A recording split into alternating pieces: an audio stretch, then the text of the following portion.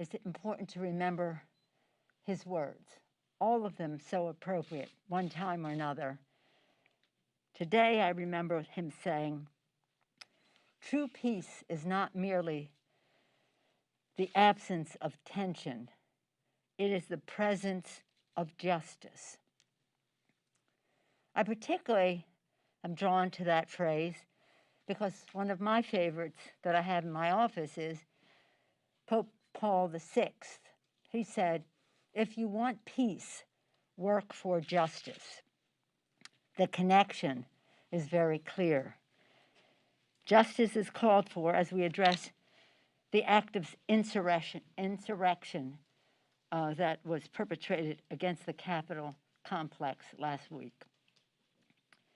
Right now, our managers are solemnly and prayerfully preparing for the trial, which they will take to the Senate. At the same time, we are in transition.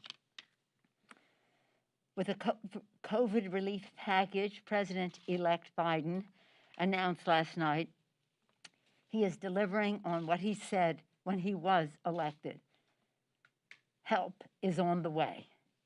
His plan makes big, bold, urgent action building on some of our Democratic initiatives in the last Congress, including an increase in direct payments to $2,000, vaccine distribution and testing support in a fair and equitable way, addressing the disparities in access, additional aid for small businesses, funding for state and local governments to protect our heroes' jobs, extension of unemployment benefits, help for renters, for food insecure people, and for our children.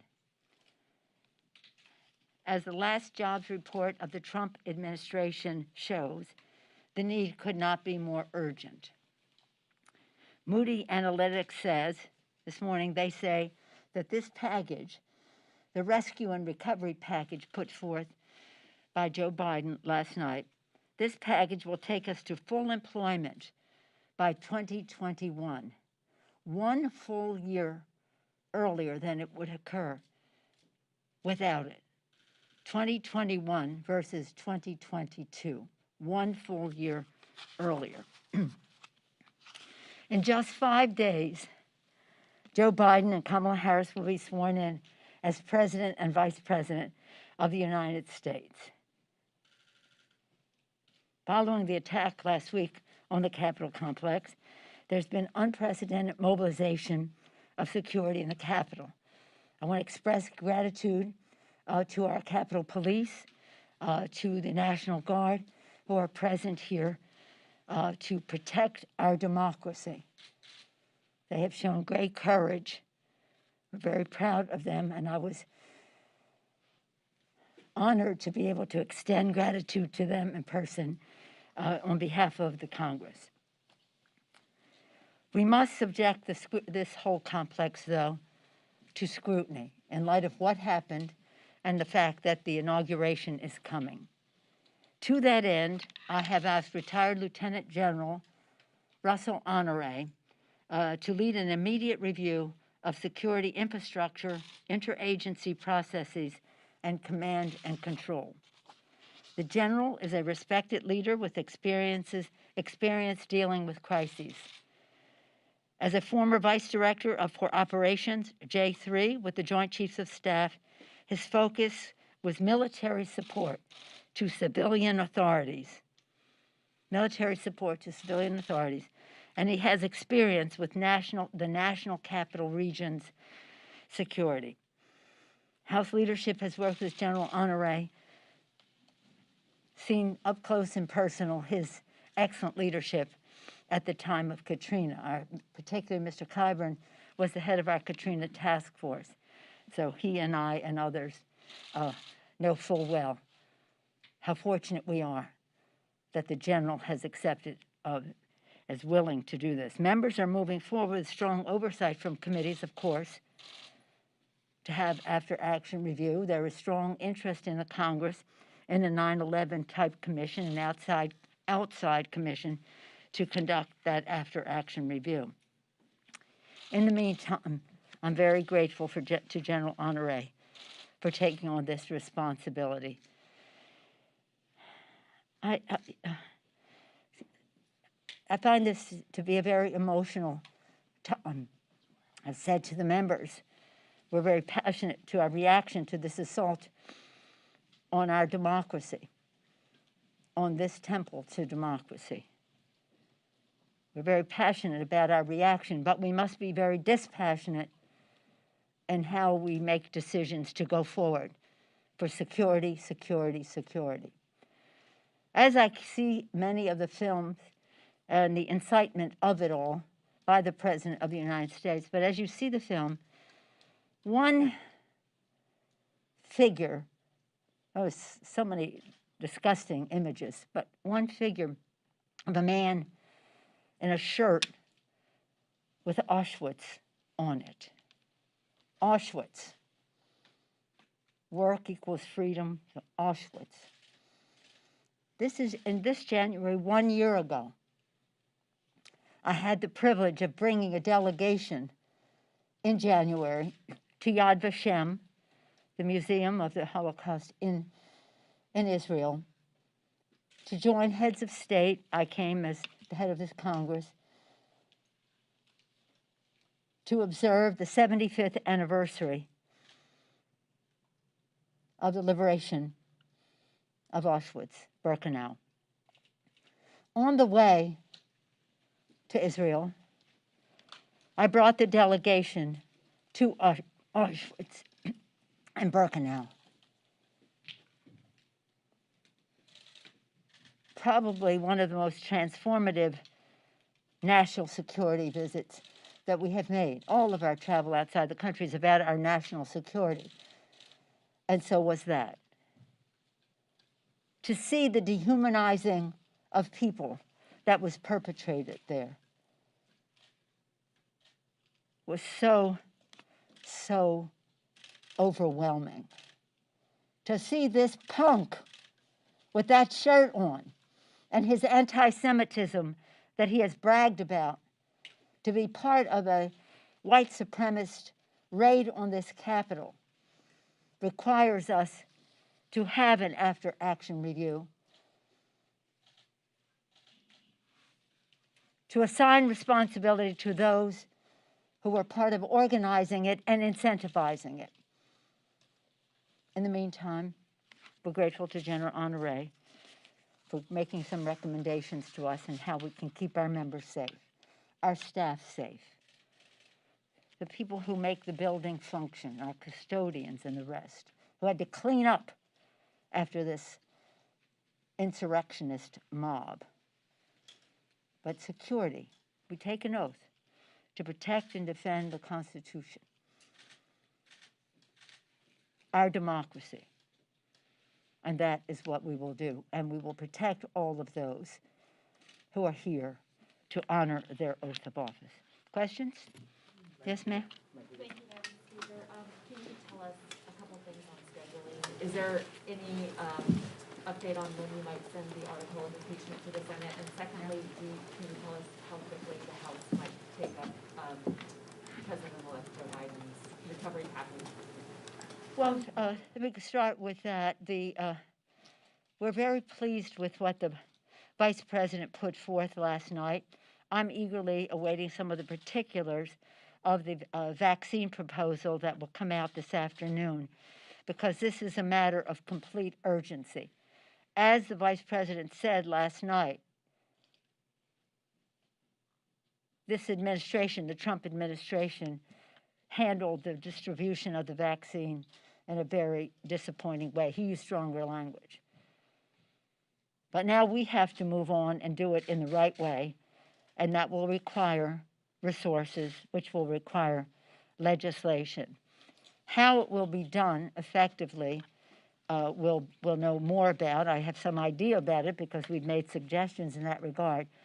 But I think that the message of last night and later today from the Vice President will be a message of hope to encourage people to, again, when it's appropriate for them to receive the vaccine, to do so. But as was said, as will be said, it's not just about the vaccine. It's about testing and distancing and all the rest. as we go forward so that we can crush the virus, which is what we must do. Crush the virus so we can open our schools and our businesses, honor our heroes who are on the front line of this, our healthcare workers, our police and fire, first responders, transportation, sanitation, food workers, our teachers, and put money in the pockets of the American people so that the lives and the livelihood of the American people are addressed. So we're hoping that we can work in a bipartisan way as we go forward. In terms of the timing, as I mentioned, 1 week ago, on January 6th, there was an act of insurrection perpetrated on the Capitol of the United States, incentivized by the President of the United States. 1 week later, Wednesday to Wednesday, that president was impeached in a bipartisan way by the House of Representatives. So urgent was the matter. They're now working on taking this to trial, and you'll be the first to know when we announce that we're going over there. Yes, ma'am. Madam Speaker, so a number of House Democrats, you've mentioned a couple of investigations that are going to be going on since January 6th, but a number of House Democrats have signed a letter to Sergeant-at-Arms and Capitol Police asking them to look into GOP members who may have brought tours through the Capitol on January 5th. What would you like to see done in that investigation? Is there a timeline or any action that may be taken towards members who did bring public groups into the Capitol before January 6th? When we're talking about security, we have to talk about truth and trust. In order to serve here with each other, we must trust that people have respect for their oath of office, respect for this institution. We must trust each other, respecting the people who sent us here.